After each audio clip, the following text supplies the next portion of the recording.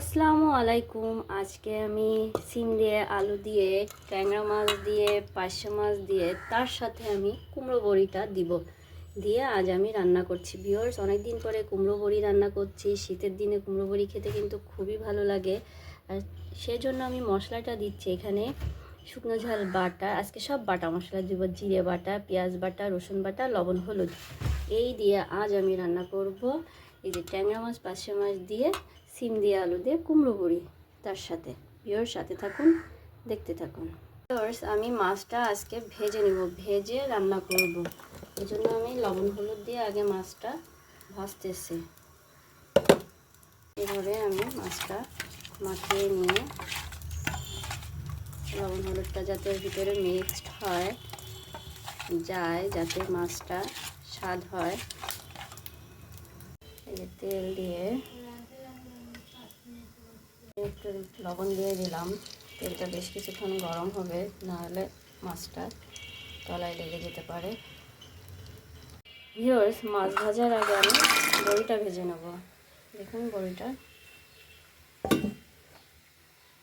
সেভাবে আমি এই যে ডালটা, পুরো বড়িটা আমি এই যে ভেজে নিচ্ছি। হালকা একটু ভাজা দিব। আমি আরেকটু তেল দিয়ে দিচ্ছি।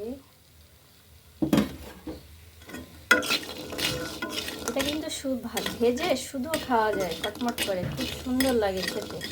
খেয়ে দেখবে। এই যে আমি ভাজাটা হয়ে গেল, কুমড়ো বড়ি ভাজা। এবার আমি মাছ ভাজবো। মাছের তেল দিয়ে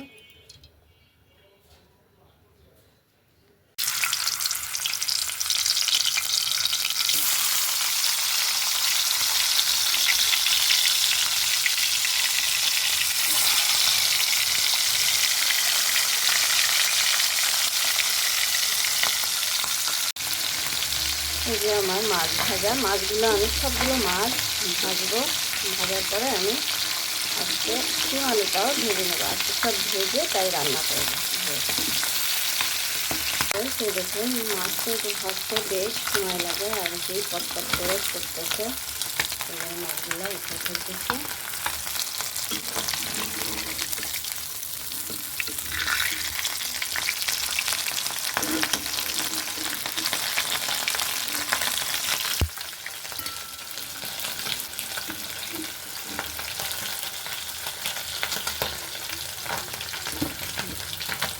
মাছগুলো সব আমার এখানে হয়ে গেছে, ভাজা হয়ে গেল এই মাছ। ভাজার পরে এখন আমি আলু আর সিমটা ভেজে নেব একসাথে। তার জন্য আমি লবণ হলুদ দিয়ে মাখিয়ে নিচ্ছি।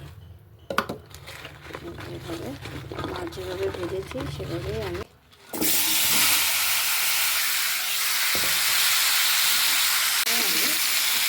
একটু ভাজি করে নেব, ভাজিয়ে নেব, হালকা করে আমি এটা ভেজে নেব।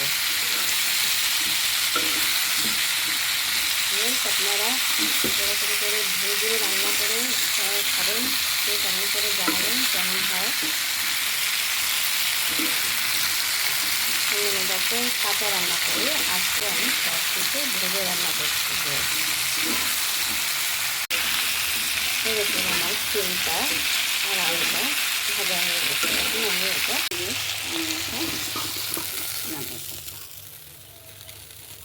দিয়ে রান্নার তেল দিয়ে দিলাম। এখন আমি পেঁয়াজটা ভাজবো।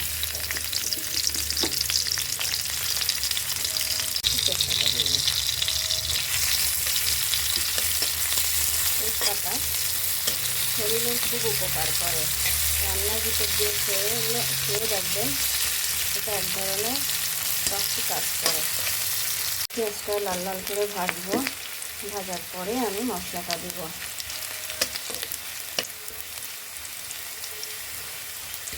এখানে কিন্তু সব ধরনের মশলা দিয়েছি, আগে দেখিয়েছি। এবার মশলাটা সম্পূর্ণটা আমি দিয়ে দিচ্ছি।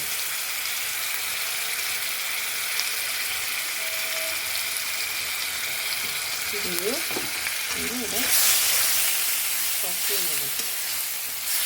মশলাটা কষানোর পরে আমি সিমারা দিয়ে তার ভিতর দিয়ে কষাবো।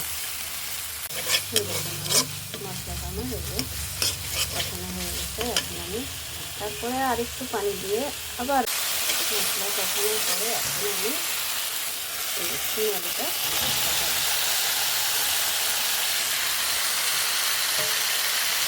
সিম আলু কষানোর পরে আমি ঝোলের পানি দিয়ে দেবো।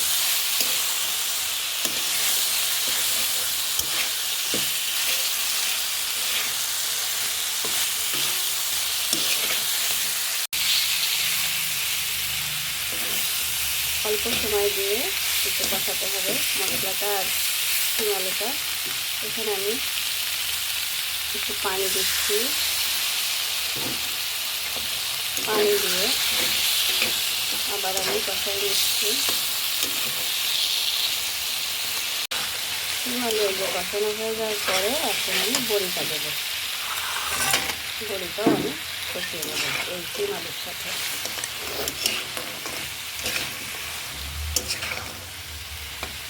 অল্প কিছুক্ষণ সিম আলু কষাবো, তার সাথে বড়িটাও কষিয়ে নেব। কষিয়ে নিলে রান্নাটা বেশ স্বাদের হয়, বড়িটা সিদ্ধ হয়ে যাবে তাড়াতাড়ি ঝোলের পানি দেওয়ার সাথে সাথে। দেখুন কি সুন্দর রং হচ্ছে, কিছু অন্যভাবে রান্না করছি।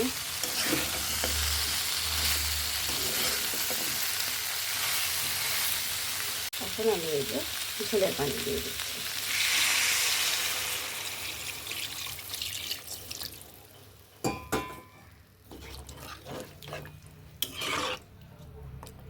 দিয়ে আমি ঢেকে দিব।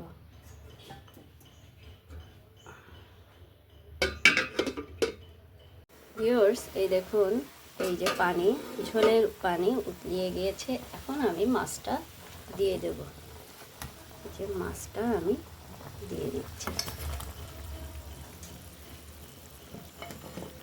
তার সাথে এই যে আমি 2-3টা কাঁচামরিচ দিয়ে দিলাম। দিয়ে আমি একটু নাড়াচাড়া দিয়ে নেব, দিয়ে ঢেকে দেব। দেখুন কি সুন্দর হয়েছে ভিউয়ার্স।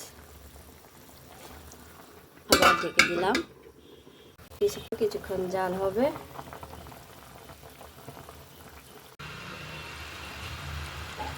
রান্নাটা এই যে হয়ে গেছে। এখন আমি এটা নামাবো, বাড়বো, বেড়ে পরিবেশন করব দুপুরের খাবারের জন্য। দেখুন কি সুন্দর রং আসছে। এই আমার এখন নামাচ্ছি।